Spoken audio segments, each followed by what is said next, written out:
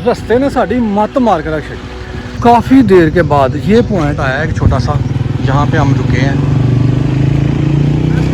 हमारी बाइक की हालत देखें, ये देखें। अच्छा, ये मेरे पाँव देखें।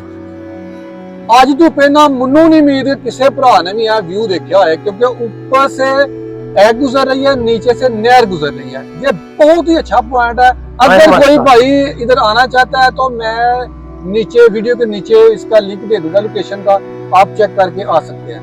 दोस्तों ये ब्रिज ना अंग्रेजों के दौर का बना हुआ है, ये देखें।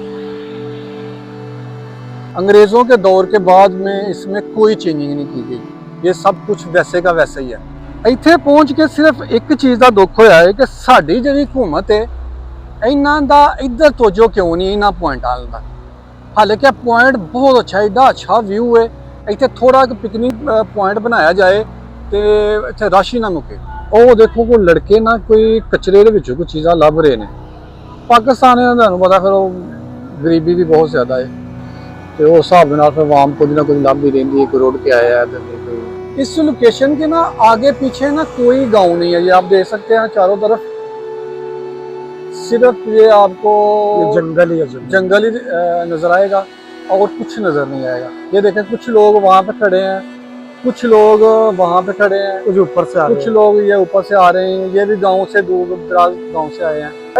अब मच्छियां देखो बरसा मच्छियां दोस्तों ਉਹ ਦੇਖੋ, जिस तरह कि ਤੁਹਾਨੂੰ पता है कि 2 दिन तो ना बहुत ज्यादा बारिशां हो रही हैं, तो पानी बहुत ज्यादा जो है ना नाला एक्ट में आया। गुलफाम साहब कुछ कहना चाहते हैं? लो जी भट्ट साहब, ए तुसी पूरा व्यू विखाओ थोड़ा पीछे जाके। ए देखो सिर्फ तो मोटरसाइकिल नहीं गुजर सकती। ए मैं सेंटर च खलोता वा, ए हिस्सा देखो भट्ट साहब, कैमरा में चेक कराओ।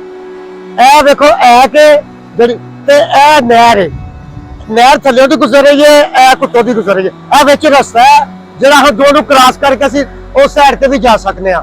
पर सब मजा आ गया कि नहीं मजा आया? यार दोस्तों इसमें बहुत मजा आया यार, बहुत मजा आया। लोकेशन चेक करके जरूर चक्कर लगाना है। तो गुलफाम साहब मुझे कह रहे हैं यार वापस चले। यार मेरा जाने को दिल तो नहीं कर रहा है ये वाला व्यू छोड़ के, लेकिन क्या करें, टाइम बहुत हो चुका है, शाम के तकरीबन 7 बजने वाले हैं। एडा जबरदस्त पॉइंट ते इन्ने सारे लोग ने जिहड़े इस टाइम इत्थे ने।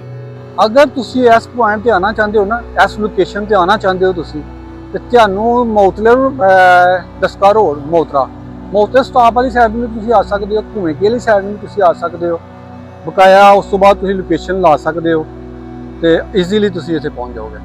ਰਸਤਾ ਥੋੜਾ ਜਿਹਾ ਖਰਾਬ ਹੈ ਲੇਕਿਨ ਐਡਵੈਂਚਰ ਤੇ ਹੈ। ਜਦੋਂ ਅਸੀਂ ਇੱਥੇ ਆਏ ਸਾਂ ਨਾ ਉਦੋਂ ਇੰਨਾ ਪ੍ਰੈਸ਼ਰ ਨਹੀਂ ਸੀ ਐਕ ਵਾਲੇ ਪਾਣੀ ਵਿੱਚ ਨਾ। ਐਕ ਵਾਲਾ ਪਾਣੀ ਜ਼ਿਆਦਾ ਹੋ ਗਿਆ ਤੇ ਨਹਿਰ ਵਾਲਾ ਪਾਣੀ ਜਿਹੜਾ ਨਾ ਉਹਦਾ कैपेसिटी इन्होंने घटाती है। हेडमराली वाली साइड को आ रहे। आपसे सिर्फ एक ही गुजारिश है कि हमारे चैनल को सब्सक्राइब करें। ये हमारा चैनल नहीं आपका ही है, तो बड़ी मेहनत करनी पड़ती है हमें वीडियो बनाने में। दोबारा मिलते हैं अगली मूवी में।